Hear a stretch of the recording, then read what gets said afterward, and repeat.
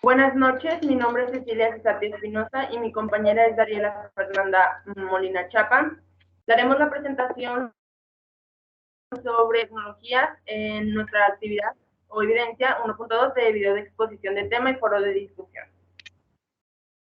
Empezaremos por preguntar qué es la autonomía de una rama del derecho. La autonomía jurídica o científica autónoma del derecho es el conjunto de normas o reglas que se encuentra siguiendo principios que les son propios, los cuales siguiendo una técnica de codificación. Una rama del derecho es autónoma cuando sus normas deben ser integradas a la luz de principios jurídicos que les son exclusivos y les sirven precisamente para diferenciarla del resto de las ramas del derecho. Primero identifiquemos sus dos conclusiones preliminares.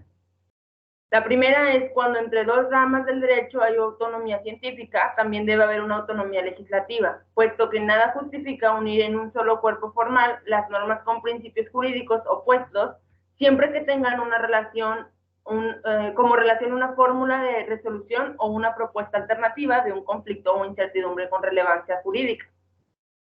La segunda es que cuando no existe autonomía científica podría haber o no una autonomía normativa legislativa, siempre que dependa de otro factor conocido por la complejidad o especificidad de la materia regular. La tercera es que la autonomía didáctica obedece exclusivamente a necesidades de sistematización, por lo que en el sistema jurídico contemporáneo el derecho cartular tiene un nuevo aliado que debe ser regulado. Cuando las relaciones jurídicas son enmarcadas en el ciberespacio, teniendo como base la teoría del derecho económico especializado en él, los sistemas informáticos y electrónicos. Dentro del derecho se distinguen grupos o conjuntos de normas que por referirse a sectores individualizados de la vida social y por apoyarse en unos principios comunes lo diferencian de otros grupos de normas. A esto se le llama ramas autónomas del derecho, las cuales son determinadas esferas más o menos homogéneas de regulación jurídica que corresponden a sectores individualizados de la vida social. Por lo tanto, si existen diferentes ámbitos o esferas con peculiaridades en su regulación jurídica, no es porque el derecho tenga determinadas características en su estructura, sino porque existen estas relaciones sociales diferentes que exigen un tratamiento jurídico específico o adecuado a cada uno de los sectores de la vida social. La cuestión de la autonomía de una disciplina jurídica toma fácilmente carácter de disputa, ya que no hay verdadera autonomía sino en la hipótesis de que se ha aportado a una cuestión jurídica una respuesta muy diferente en una rama del derecho a la que las demás ramas aportan la misma cuestión. La siguiente pregunta es que si se puede considerar que el derecho de las nuevas tecnologías es una rama autónoma del derecho. Primero tenemos que el derecho informático como ciencia y rama autónoma del derecho, llegando a la conclusión de que el derecho informático constituye una rama autónoma del derecho y por ser una rama atípica del mismo, está enmarcada tanto en el ámbito del derecho público como del derecho privado. Voy a dar la definición del derecho informático, que es el conjunto de normas jurídicas que regulan la creación, desarrollo, uso, aplicación de la informática o los problemas que se deriven de la misma en las que existen algún bien que es o deba ser tutelado jurídicamente por las propias normas.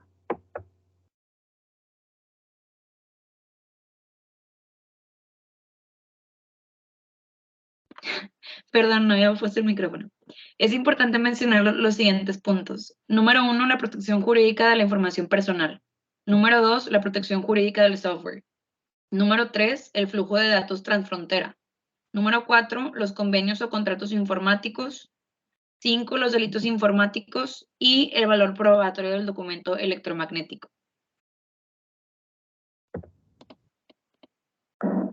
Siguiente diapositiva.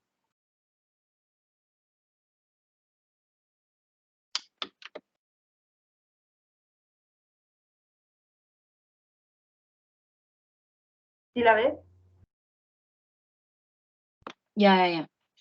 Debe hacer referencia al derecho informático público y al privado.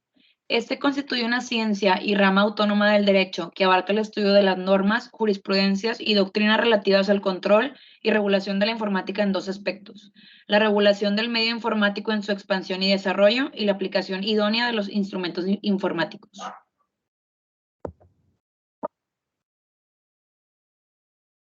Actualmente en México no se tiene una sola regulación específica para el derecho informático debido a su multifacético campo de acción en diversas ramas del derecho, por lo que es difícil determinar su naturaleza jurídica y ubicarlo en un campo jurídico correspondiente.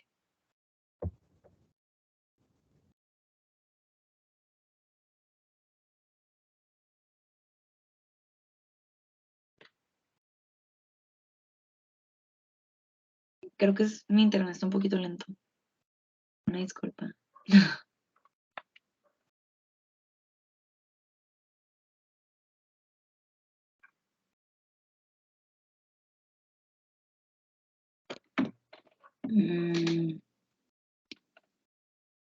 ¿Tú sí la ves, Ceci?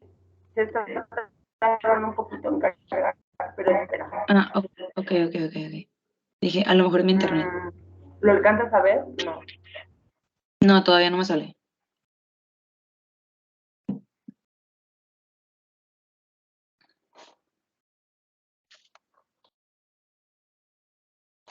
Sí, espera.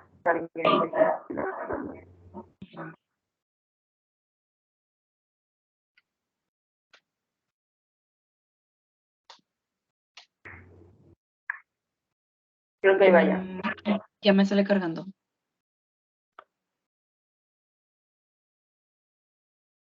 Tiene como suficiente calidad de la red.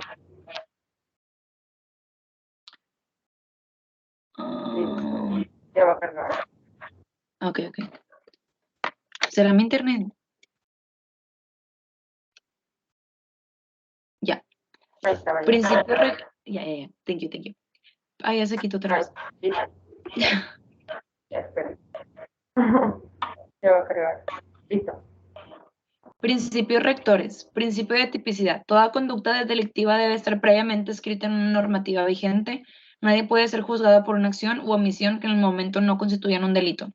El principio de legalidad. Todo ejercicio y acción de un organismo jurisdiccional debe ser basado en una ley vigente y jamás a voluntad de las partes.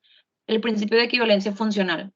Un documento emitido, firmado y consensuado por las partes de forma escrita tendrá el mismo efecto que su homólogo en soporte informático. El principio de neutralidad tecnológica. Las leyes no deben favorecer a ninguna tecnología en particular si existiesen otras con las mismas funcionalidades y validadas legalmente para firmas y certificados electrónicos. El principio de inalteración del derecho preexistente de obligaciones y contratos. El título del principio habla por sí solo. Cuando el contrato se perfecciona por vía electrónica, de ninguna forma se deben modificar los elementos esenciales del negocio jurídico celebrado si éste ha cumplido con todos los extremos legales. El principio de buena fe. Ante una duda de desconocimiento y desconfianza, debe privar la buena fe de las partes. El principio de libertad contractual se refiere a la voluntad de las partes de expresar su intención de aceptar o no celebrar contratos por medios electrónicos. Si se vulnera la voluntad expresa de alguna de las partes, entonces el negocio jurídico se considera ilícito.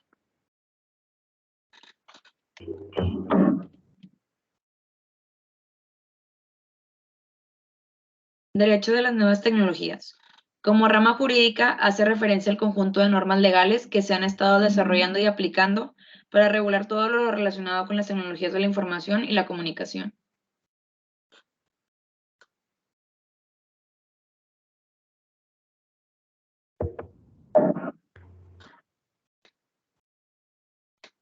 ¿Se cambió?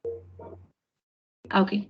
Así, este derecho se ha considerado como una nueva especialidad jurídica que era inexistente hasta la aparición del Internet y que ha venido tomando cada vez más relevancia gracias al auge de todo el ecosistema digital que vemos hoy en día, como datos personales online, redes sociales, comercio electrónico, contratos inteligentes, patentes informáticas, cibercrímenes, etc.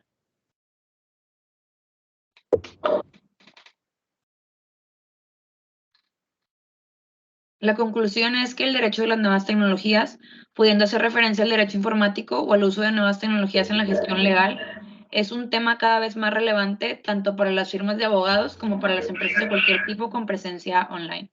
Aún se encuentra en proceso de reconocimiento y autonomía.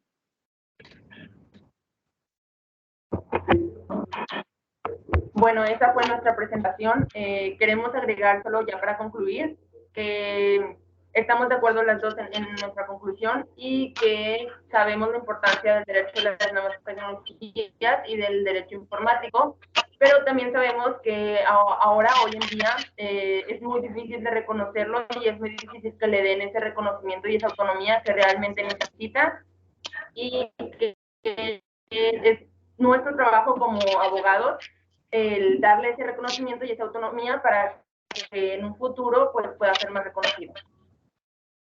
¿Quisieras agregar algo, Dariela? No, creo que ya todo muy claro. Bueno, pues por nuestra parte sería todo. Gracias y pues que tengan un excelente día.